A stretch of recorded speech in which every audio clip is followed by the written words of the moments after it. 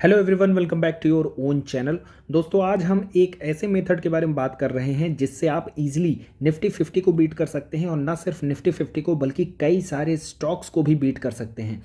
हमने देखा है कई सारे स्टॉक्स में आप इन्वेस्टमेंट तो करते हैं, साल 2 साल 3 साल लग जाता है, रिटर्न्स नहीं बनते हैं, काफ़ी सारा एफर्ट डालना पड़ता है, काफ़ी सारी रिसर्च करते हैं और उसके बावजूद जो है बहुत सारे लोग ऐसे हैं जो निफ्टी 50 को बीट नहीं कर पाते हैं। और ये प्रॉब्लम सिर्फ रिटेलर के साथ नहीं है, बहुत सारे म्यूचुअल फंड ऐसे हैं जो सिर्फ इंडेक्स को ही इटसेल्फ बीट नहीं कर पा रहे हैं।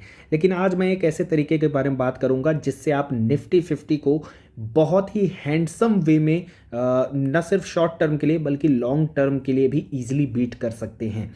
And what is the way to beat it? The passive ETF. आज हम एक ऐसे ईटीएफ के बारे में बात कर रहे हैं जहां पे आपको कोई भी रिसर्च नहीं करनी है। एक पैसिव ईटीएफ है, आप उसको बाई करिए। इनफैक्ट अगर आप उसको बाई ऑन डिप्स करते हैं, यानी लगभग 15 to 20% के करेक्शन अगर उस ईटीएफ में देखने को मिले या फिर 10 से 20% के भी करेक्शन में आप उसमें अपनी एसआईपी को इंक्रीज करते हैं या फिर लमसम लगाते हैं, तो वहाँ तो आप निफ्टी को ईजिली 5 से 7% से बीट कर सकते हैं। ये मैं सीएजीआर की बात कर रहा हूँ, वो भी लॉन्ग टर्म में। चलिए अब हम एक बार इस ईटीएफ का जो है तो सीएजीआर अल्फा देख लेते हैं। 1 ईयर में 38% है, 2 ईयर में 9% है, 3 ईयर में 13.6% है, 4 ईयर में 9.4% है। तो ये इसका अल्फा है, यानी ये अल्फा ये बता रहा है कि इसका परफॉर्मेंस निफ्टी 50 से कितना बेटर है। और जिस ईटीएफ की हम बात कर रहे हैं उसका नाम है निफ्टी 200 मोमेंटम 30 इंडेक्स। तो इसका इंडेक्स भी आता है, लेकिन आज की इस वीडियो में हम ईटीएफ की बात करेंगे क्योंकि ईटीएफ को बाई और सेल करना बहुत इजी होता है। पहला एडवांटेज ये है, आप उसको मार्केट में, लाइव मार्केट में जो है बाई या सेल कर सकते हैं। यहाँ मोमेंटम इंडेक्स में उतना इजी नहीं होता है।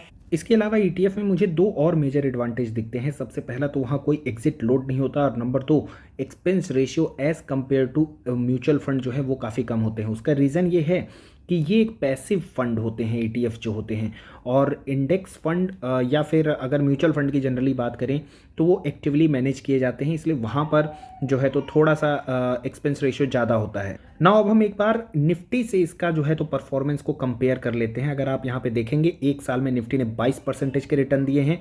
मोमेंटम निफ्टी 200 मोमेंटम 30 ने जो है तो 60% के रिटर्न दिए हैं। 2 साल में 13% का सीएजीआर है, यहाँ 22% का है। 3 साल में 12% का है, यहाँ 26% का है। 4 साल में यहाँ 15% का है, यहाँ 25% का है। इनफैक्ट 10 साल में देखेंगे 13% है तो ये 22% है, और 15 साल में ये 14% का है तो यहाँ 21% के सीएजीआर हैं। तो इसने इंडेक्स को बहुत बेहतरीन तरीके से जो है तो आउट परफॉर्म किया है। अपसाइड तो हमने देख लिया, अब एक बार हम डाउन साइड देख लेते हैं। तो ये एक कर्व लगा हुआ है, यहाँ पे आप देख सकते हैं। ये जो कर्व है ये आपका मोमेंटम 30 का कर्व है, और ये जो डार्क में आपको देखने को मिल रहा है ये निफ्टी 50 का है। इसको एक बार हम यहाँ पे पिछले 3 बियर मार्केट को कंपेयर कर लेते हैं। लास्ट 3 जो बियर मार्केट्स थे वहाँ निफ्टी और मोमेंटम 30 का क्या परफॉर्मेंस रहा है। अगर कोविड क्रैश की बात किया जाए तो निफ्टी का इंडेक्स जो है 36% गिरा था, जबकि मोमेंटम का जो इंडेक्स है वो 34% गिरा था। माफ़ कीजिएगा, निफ्टी जो है 39% गिरा था और मोमेंटम 30 जो है वो 34% गिरा था। ग्लोबल फाइनेंशियल क्राइसिस की बात करें तो 64% इंडेक्स गिरा था निफ्टी का, तो 67% जो है वो मोमेंटम इंडेक्स गिरा था। और 2006 की अगर बात किया जाए तो 31% का जो फॉल है वो निफ्टी में देखने को मिला था। तो यहाँ पे जो है तो मोमेंटम में 33% का फॉल देखने को मिला था। तो मार्केट क्रैश में हमने देखा कि ये मोर और लेस इंडेक्स जितना ही गिरता है, लेकिन बुल रन में अगर आप देखेंगे तो ये जो मोमेंटम का फंड है ये बहुत ही हैंडसम तरीके से निफ्टी को बीट करता है। अगर 2014 की बात करें, 2014, तो यहाँ पे 31% निफ्टी बढ़ा था, तो 47% जो है तो मोमेंटम बढ़ा था। उसके अलावा 2017 में आप देखेंगे 27% निफ्टी में गेन देखने को मिले थे, तो मोमेंटम 30 में 54% के गेन देखने को मिले थे। सिमिलरली 2023 की बात करें तो 20% से इंडेक्स बढ़ा था, तो मोमेंटम 30 जो है वो 40% से बढ़ा था।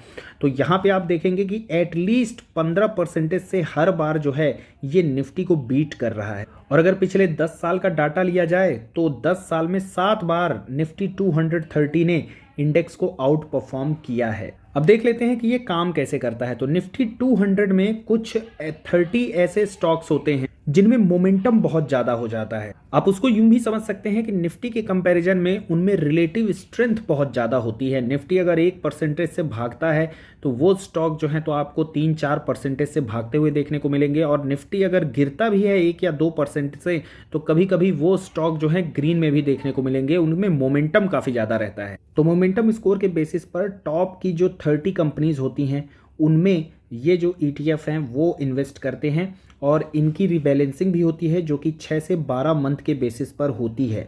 ये रिबैलेंसिंग जनरली जून और दिसंबर में होती है। और अगर इसके आप ETF सर्च करेंगे तो आपको HDFC का, ICICI प्रूडेंशियल का मिल जाएगा। ये वैल्यू वाला नहीं है, मोमेंटम वाला ये आपको मिल जाएगा। मिराई एसेट का नहीं है यहाँ पे, लेकिन आदित्य बिरला सन लाइफ का है, ये मिल जाएगा। और मोतीलाल ओसवाल का है। जिनमें जिनमें ऐसे मोमेंटम लिखे हैं ये सारे ETF मिल जाएंगे। और अगर इनकी होल्डिंग देखेंगे तो सभी में होल्डिंग जो है आपको सेम देखने को मिलेगी। जैसे इनकी होल्डिंग में अभी फिलहाल आप देखें तो ट्रेंट है, बजाज ऑटो है, NTPC, भारती एयरटेल, महिंद्रा महिंद्रा, ये सब टॉप परफॉर्मिंग स्टॉक्स हैं। ये डबल हो चुके हैं एक साल में, लार्ज कैप होने के बावजूद ये तो एक साल में 5 गुना का रिटर्न दे चुका है। तो इस तरीके से जितने भी टॉप परफॉर्मिंग स्टॉक्स हैं ये आपको देखने को मिलेंगे। आप देखिए डिक्सन टेक्नोलॉजी है, बेहतरीन रिटर्न दिया है। ABB ने बहुत बढ़िया रिटर्न दिए हैं। और जब ये परफॉर्म नहीं करते हैं तो इनको 6 महीने के जो रिबैलेंसिंग होती है उसमें इनको निकाल दिया जाता है, और जो हाई मोमेंटम वाला स्टॉक होगा निफ्टी 200 में उसकी एंट्री हो जाती है। तो ये एक बहुत ही बढ़िया नो ब्रेनर ETF है। जिनको बहुत ज़्यादा दिमाग नहीं लगाना है, बहुत एफर्ट नहीं लगाना है, आराम से इसमें आप इन्वेस्ट करिए। जब भी 10 से 15% गिर जाता है तो आप इसमें अपनी SIP या फिर थोड़ा लमसम लगा करके इसमें आप अपने CAGR के रिटर्न और बढ़ा सकते हैं। ये जो रिटर्न आपको दिख रहे हैं, अगर आपने बाई ऑन डिप किए हैं तो यहाँ पे ये रिटर्न जो है ये और भी ज़्यादा आपको देखने को मिलेंगे। शायद ये 25% तक भी बढ़ जाए अगर बाई ऑन डिप सही तरीके से किया गया है तो। इसके अलावा अब वीडियो के एंड में एक डिस्क्लेमर भी दे देना चाहता हूं। I am not invested in any of these momentum index fund और ETF। फ्यूचर में हो सकता है कि मैं इन्वेस्टमेंट कर दूं अगर मेरे पास कुछ कैश में लमसम अमाउंट आता है और डिस्काउंटेड प्राइस पर मुझे दिखते हैं तो। और ये वीडियो कोई भी बाई या सेल की रिकमेंडेशन नहीं है, प्लीज़ आप अपना रिसर्च खुद करें। Thanks for watching the video. अगर कंटेंट आपको अच्छा लगा हो, ऐसे ही अच्छे कंटेंट के लिए वीडियो को लाइक एंड सब्सक्राइब चैनल को जरूर करें। Thanks for watching the video.